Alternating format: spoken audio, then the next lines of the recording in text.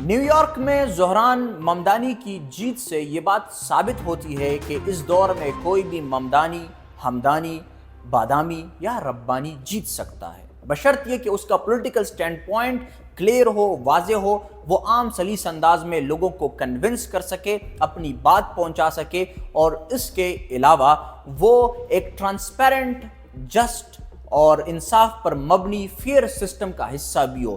جہاں پر وہ الیکشن لڑ رہا ہے وہ سسٹم اس کے خلاف استعمال نہ ہو، کیونکہ ہم نے دیکھا کہ امریکہ میں کیا ہوا۔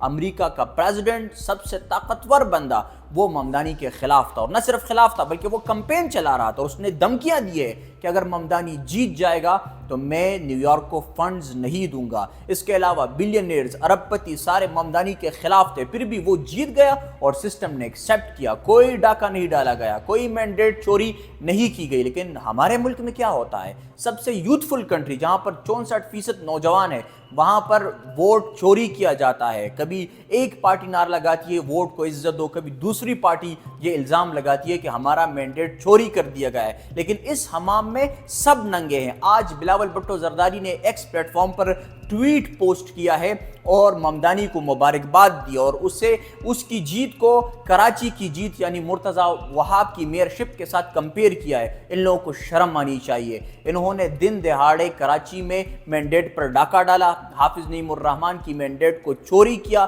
وہاں پر میئرشپ ان سے لے کر چھین کر ایک قبضہ میئر بٹھا دیا گیا۔ یہ کس طرح سے جمہوریت کی بات کریں گے؟ یہ کس طرح سے عوام الناس کو ٹرانسپیرنسی کا درس اور بھاشن دیں گے؟ کراچی ہی میں ایم کیو ایم اگر حقیقی معنوں میں ووٹ کے حساب سے اپنی پوزیشن مانگے تو ان کا ایک سیٹ بھی نہیں بنتا، لیکن وہاں پر 17-18 ایم این ایز، ممبر نیشنل اسمبلیز، ان کو دے دیے گئے، تحفہ کر دیے گئے۔ یہ پاکستان کا سسٹم ہے۔ یہاں پر فیئر سسٹم نہیں ہے۔ یہاں پر پیپلز پارٹی کلیم کرتی ہے کہ وہ خود سسٹم ہے۔ یہاں پر پاکستان تحریک انصاف کلیم کرتی ہے کہ عمران خان سسٹم کا باپ ہے۔ یہاں پر آرمی سسٹم کو مینیپولیٹ کرتی ہے، کنٹرول کرتی ہے، انجینئرنگ کرتی ہے۔ یہاں پر فیئر کچھ بھی نہیں ہے۔ اگر فیئر نظام ہوگا تو اس میں جیت عوام کی ہوگی، اس میں ایک عام بندہ اٹھے گا، وہ اپنے موقف سے لوگوں کو کنونس کرے گا، اگر وہ تائید حاصل کرے گا تو وہ اپنے مقام تک پہنچے گا۔ لیکن اگر اس طرح کا مینیپولیٹڈ سسٹم ہوگا تو اسے ڈیموکریسی نہیں کہتے، اسے ڈیمونسکریسی کہتے ہیں۔